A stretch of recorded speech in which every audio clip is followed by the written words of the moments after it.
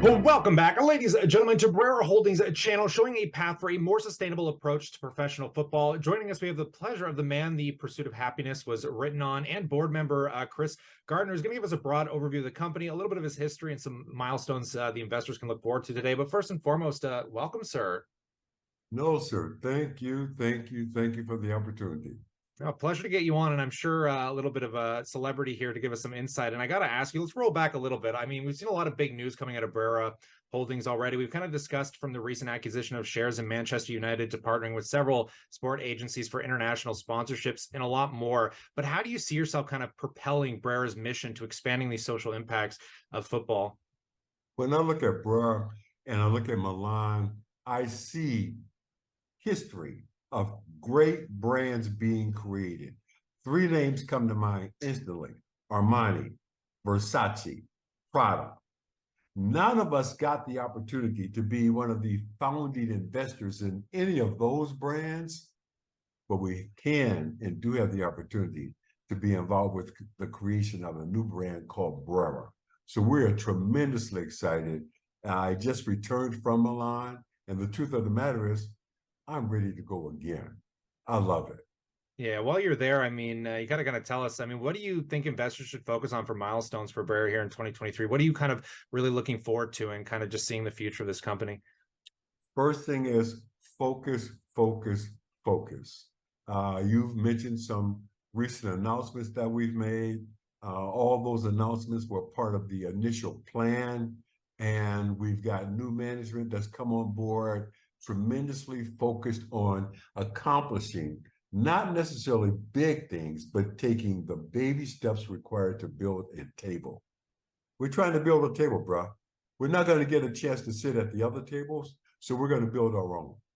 Yeah, I definitely appreciate those insights. And it's giving access to this whole new world, I think, to the retail audience as well. So, I mean, let's roll back just a little bit here. I mean, from becoming a professional in the finance space, I gotta ask, like, what was that stepping stone, that history that led up to that aha moment that kind of got you involved?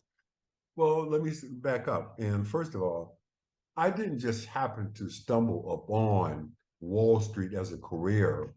I made a decision as a young man that I wanted to become world class at whatever I did with my life. Not good at it, not pretty good at it, but world class at it. My first ambition in life, I wanted to become Miles Davis. Okay? And let's be clear, I did not want to become a musician. I did not want to become a trumpet player. I wanted to become Miles Davis. But when I turned 18 years of age, sir, I had to accept something. I had to accept that at 18 years of age, Miles Davis was in New York City playing with Quincy Jones and Dizzy Gillespie. At the same age, I was in Milwaukee, Wisconsin, playing with some boys named Pookie and Ray Ray. It wasn't going to happen, but that thing in my head that I was going to become world class or whatever I did with my life was reignited the very first time that I walked onto the floor of the stock exchange. And that aha moment that you referred to, the second I saw everything that was happening on that exchange floor, the tickets getting stamped, the roar of the crowds, the phones ringing off the hook, people flying all over the place, I knew this is where I'm supposed to be. So I brought that world-class mindset with me. All I had to do was find the right place. And the second I stepped onto the floor of the stock exchange, I knew this is where I'm supposed to be. And I'm bringing that kind of excitement to what we're doing at Brera. What was that meeting how did you kind of get involved with Brera?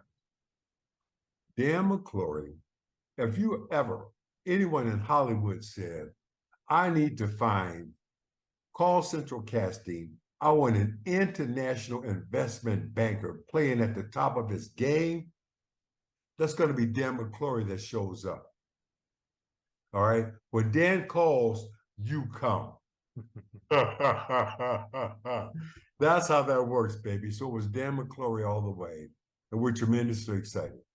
Well, I definitely appreciate these insights today, and I want to pass the question off to the viewers. We'd love to know what you think in that comment section below.